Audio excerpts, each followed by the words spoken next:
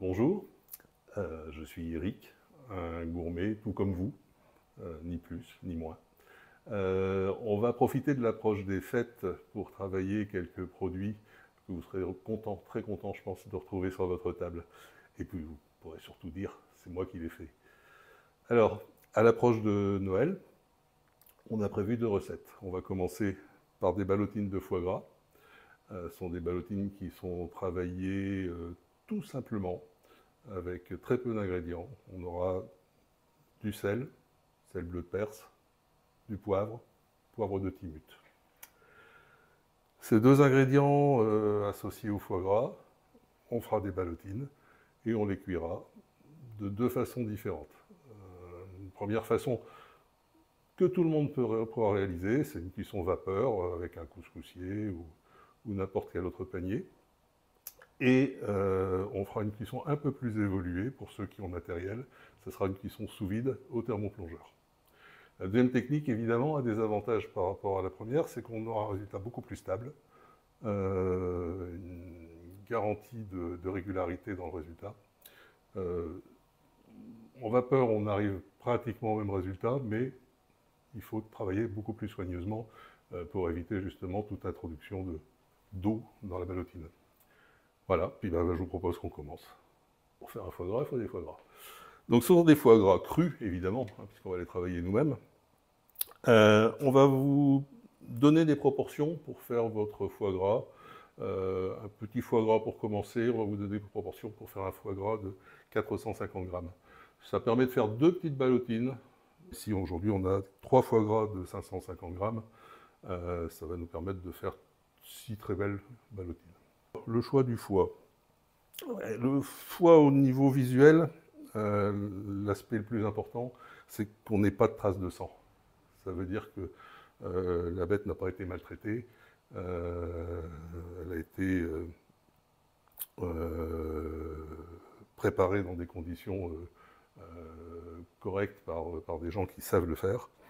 La teinte du foie, on doit avoir un joli beige, couleur mastic, couleur café au lait très clair. Et on doit bien distinguer la présence des 2 lobes qui sont associés. Alors ici, on a des foies qui sont déjà événés. Vous pouvez vous amuser à les événer vous-même. Hein. Vu la différence de prix, aujourd'hui, d'abord, on en trouve de plus en plus difficilement, ils sont tous événés. Vu la différence de prix, moi, je vous conseille de les acheter tout événés. Deuxième critère, au toucher, on doit pouvoir marquer le foie avec le doigt, un peu comme si c'était un chewing-gum. Vous savez, ce chewing-gum qu'on retrouve en dessous des tables à l'école. Et donc le foie doit marquer sous l'empreinte du doigt et ne pas être élastique. Alors, nous allons maintenant peser le poivre. Alors, pendant ce temps, c'est une opération qui va prendre un petit peu de temps parce qu'on va peser les ingrédients et puis après on va les piler. Donc pendant ce temps, on a pris la précaution de remettre les foies au frais. Il s'agit de les travailler à une température qui soit autour de 10 à 12 degrés pour avoir un confort, c'est-à-dire que ça ne colle pas trop aux mains. Et puis que le foie soit quand même suffisamment malléable pour être travaillé pour faire les ballotines. Donc, le poivre Timut. Alors, c'est un faux poivre. C'est un poivre qui a un parfum, des arômes, des notes d'agrumes.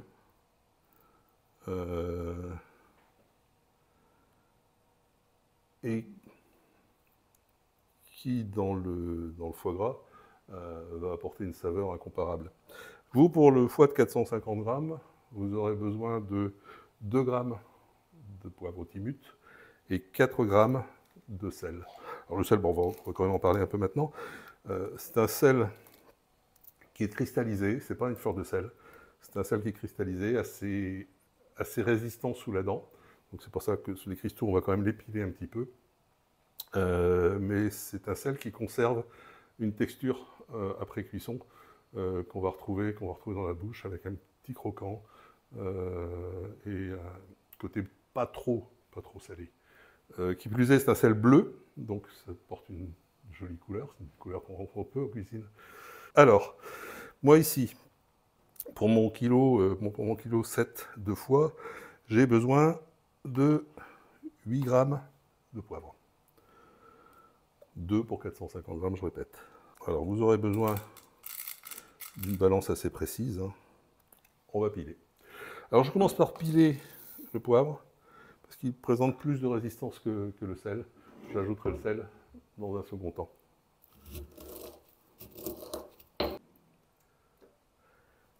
Alors, on va s'arrêter là pour le poivre. Donc, on pourrait prolonger un peu. Moi, j'aime bien conserver un peu de mâche. Donc, pour l'instant, je vais mettre mon poivre de côté, mes 8 grammes de poivre. Et maintenant, j'ai pesé mes 16 grammes de sel bleu, que je vais également piler plus légèrement. Je ne l'ai pas fait ensemble parce que le sel se réduit en poudre beaucoup plus facilement. Voilà, ça suffira là.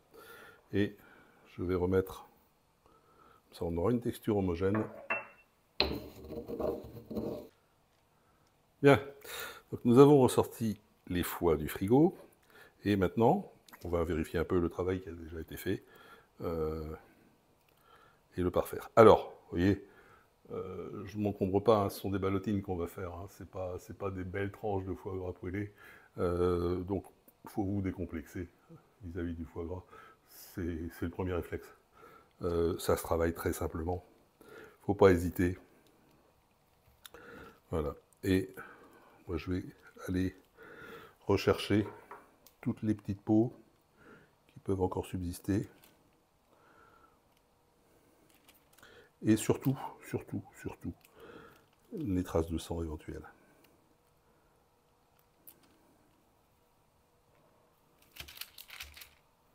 Ça, j'hésite pas.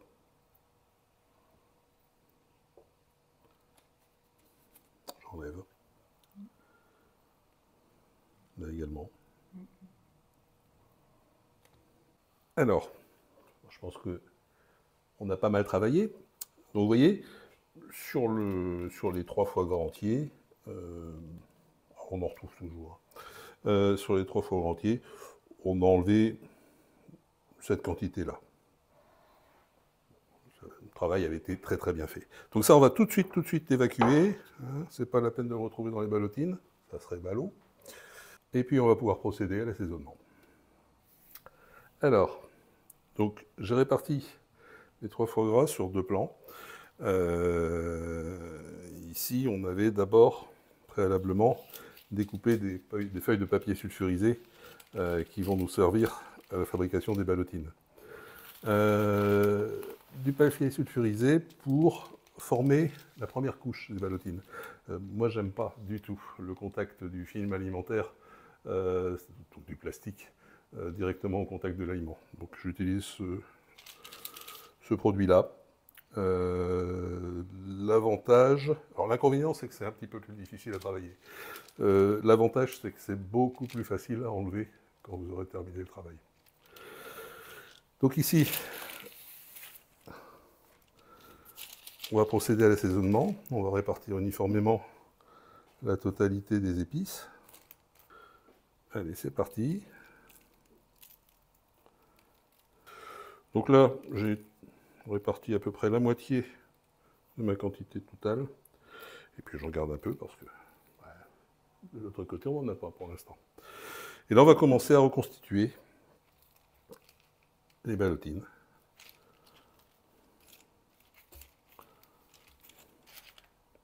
C'est comme un puzzle en fait. C'est comme un puzzle. C'est comme un puzzle. Et puis, alors, il faut essayer d'être quand même homogène au niveau des volumes. Ça, c'est pour la cuisson, c'est pour garantir un temps de cuisson à cœur qui soit à peu près le même. Je vais m'arrêter là pour l'instant.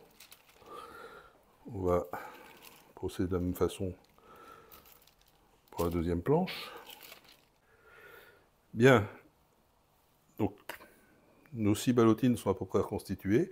On va finir de répartir le mélange sel-poivre, les épices, parce que ultérieurement, vous pourrez vous amuser, bien sûr, à essayer de faire des variantes. Hein. Donc là, tu les retournes. Je les retourne, oui. Il s'agit que l'assaisonnement soit bien homogène. Hein.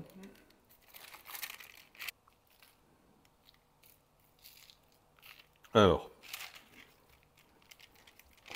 maintenant on va commencer à serrer un peu.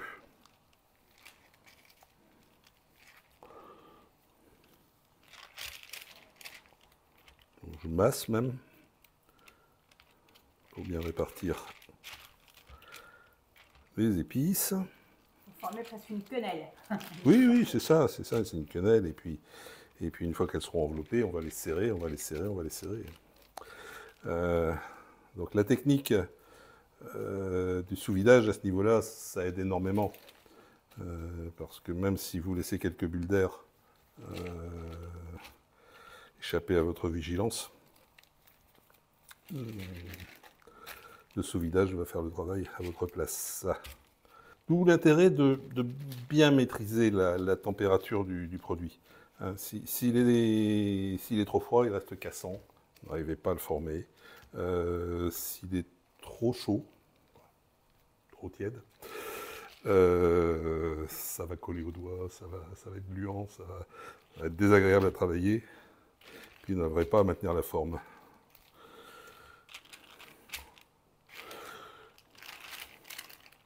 Donc n'hésitez pas, si vous voyez que le foie réchauffe trop vite, ça dépend de la température de la cuisine, n'hésitez pas, vous le remettez quelques instants au frigo et vous continuez le travail après. Bien, donc nos 6 feuilles de papier sulfurisé sont devant nous, nos 6 ballotines, futures ballotines également. Et bien, c'est parti.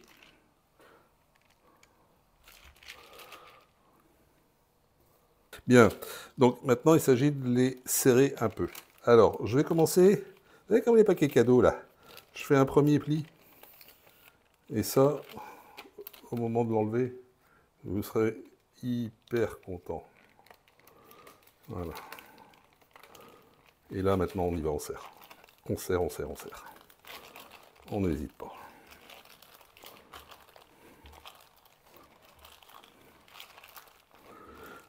Voilà, là j'ai une consistance qui est parfaite. Il s'écrase sous le poids de la main. Mais il se tient. Mais il se tient. Voilà, et là on fait le boudin. Vous allez tous rêver de faire ça avec quelqu'un que vous n'aimez pas. Ouais. Un petit boudin bien serré. Voilà.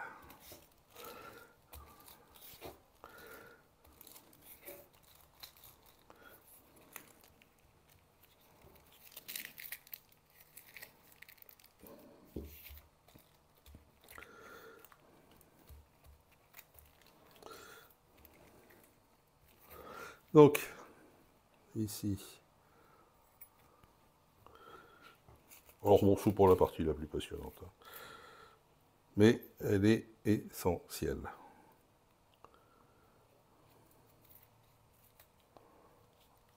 Tu serres très fort. Voilà, quelques tours. Et je finalise. Alors, on fera plusieurs couches. Hein. On fera plusieurs couches. Et on fera particulièrement attention aux ballotines qui ne seront pas sous vide et qui iront directement dans le panier vapeur. Ça n'ira pas comme ça, on va rajouter quand même un film alimentaire. Voilà, donc là j'ai un côté qui risque plus rien.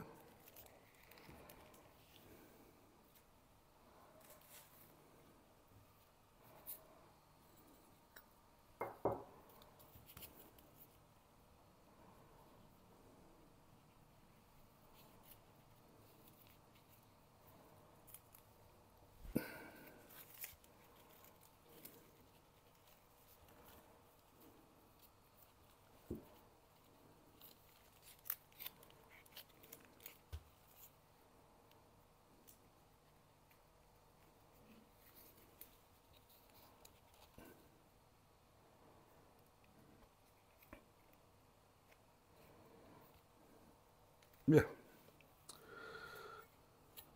Là, on va enlever l'excédent.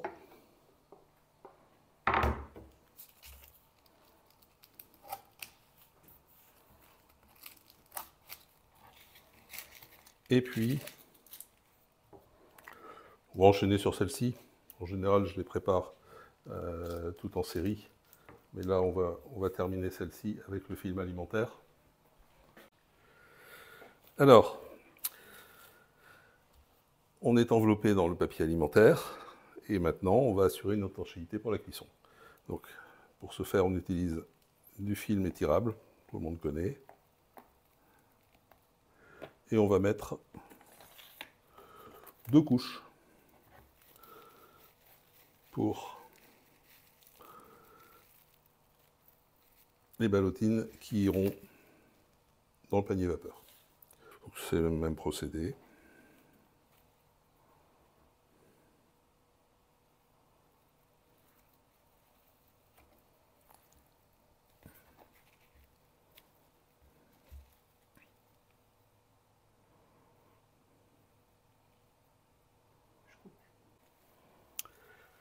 Voilà pour la première couche.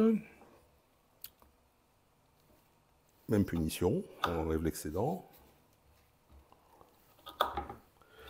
Bon, là, il va être temps soit d'accélérer, soit de remettre au frais. On commence à avoir une consistance qui devient un peu trop molle. Donc là, en l'occurrence, ce qu'on va faire, c'est qu'on va remettre au frais. Par contre, auparavant, je vais opérer sur celle-ci la deuxième couche de film étirable. Sur les prochaines, on passera sur une version un peu plus professionnelle avec le sous-vidage. Et ici...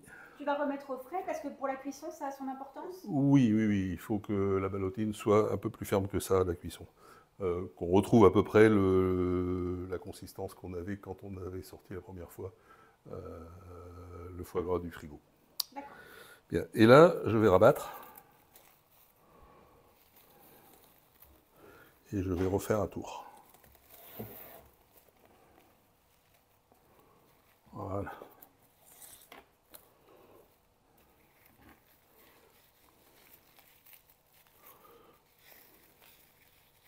Donc là, tu ne remets pas de ficelle. Là, je ne remets pas de ficelle, parce que j'ai fait un chausson, en fait. Ok. Voilà, celle-ci est prête pour partir en vapeur. Bien, voici nos 6 ballotines. Donc ici, on en a 5 qui ont été toutes, les 6 d'ailleurs, toutes enveloppées dans du papier contact, papier sulfurisé. Toutes enveloppées et serrées dans du film étirable. Et une supplémentaire qui va passer au panier vapeur sur laquelle on ne fera pas de sous-vidage, parce qu'on peut concevoir que tout le monde n'a pas l'appareil à la maison, qui a bénéficié d'un deuxième tour de papier, de film étirable. Et je vais même en remettre un par sécurité. Donc un troisième tour sur la ballotine vapeur 5. Voilà. Ok. C'est ce que je disais en préambule. Ce serait quand même ballot que l'eau s'infiltre. Que l'eau s'infiltre. Le foie bouilli.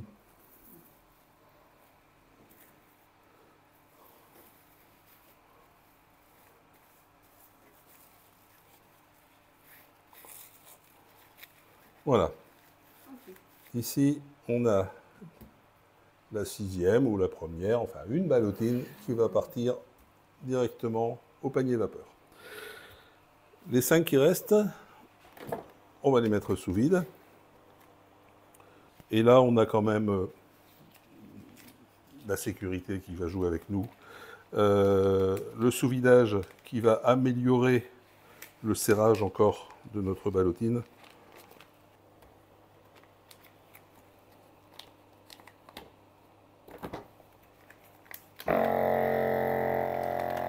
Donc, dans nos premières 4 jolies ballotines sous-vidées, prêtes à partir en cuisson. Donc ces 4-là iront en thermoplongeur. Thermoplongeur, la cuisson c'est 57 degrés, 50 minutes. et ça se fait tout seul. Par contre, vous allez voir, les produits ont tendance à flotter un peu. Donc il faut mettre un poids que vous avez. En général, j'utilise ceci, ça marche pas trop mal. Donc là, nos ballotines sont en fin de cuisson, il reste 10 minutes. Ce sont 10 minutes donc qu'on va mettre à profit pour la cuisson vapeur. Puisque là, vapeur, une ballotine sous vide, une ballotine juste à filmer, et là c'est parti pour 10 minutes. Nous arrivons maintenant au terme des cuissons. On va pouvoir arrêter le thermoplongeur dans 30 secondes. Il est essentiel de les refroidir très vite, des fois. Donc, à cet effet, on a préparé 2 grands saladiers avec de l'eau froide et des glaçons. On va faire un bain glacé. On trempera dans ces bains les ballotines dès qu'elles sortiront de la cuisson.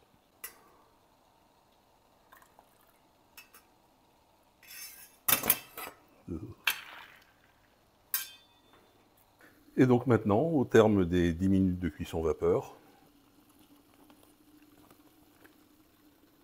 même punition, les ballotines rejoignent le bain de glace.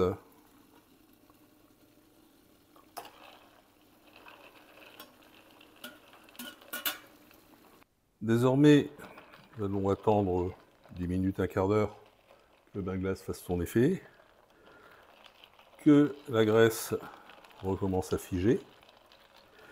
À l'issue, nous mettrons les ballotines au froid positif dans le réfrigérateur, idéalement à 2 degrés, 4 degrés chez les ménagères. Et dans cette condition, il faudra laisser les foies pendant 3-4 jours maturer, se détendre, se reposer, bien échanger toutes les saveurs. Et au bout de 4 jours, on peut commencer à consommer. On laisse la ballotine telle qu'elle. Telle qu'elle, on n'y touche pas. On n'y touche pas. Jusqu'à l'ouverture et la dégustation. Voilà. Alors, la ballotine sous vide peut la tenir facilement 15 jours, jusqu'à 3 semaines après ouverture. C'est à consommer dans la semaine. La ballotine qui n'est pas sous vide, là, il ne faudra pas dépasser une dizaine de jours avant d'avoir terminé sa consommation. Et désormais, nous vous donnons rendez-vous dans quelques jours. Nous procéderons à la coupe. Vous pourrez apprécier, au moins avec les yeux, si ce n'est avec le palais, le résultat. 4 jours plus tard, nous allons procéder à la coupe. Alors, on va déballer ça déjà. Donc ici, on a la ballotine qui a été faite en vapeur, sans sous-vidage.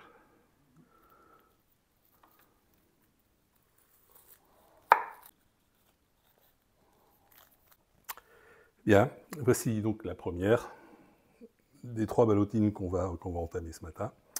Donc ça, c'est celle qui a été cuite à la vapeur, sans être mise sous vide.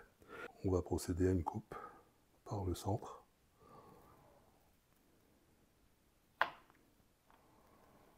Voilà. On a un joli aspect marbré. Et là, on va pouvoir procéder à des jolies tranches.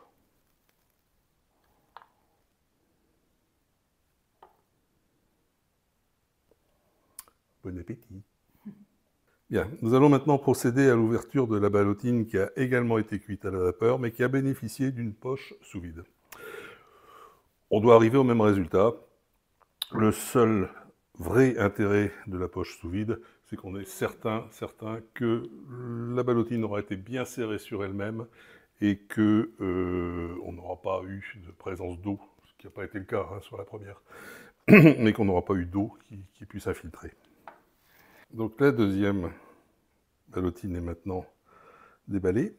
Nous allons également procéder à la coupe.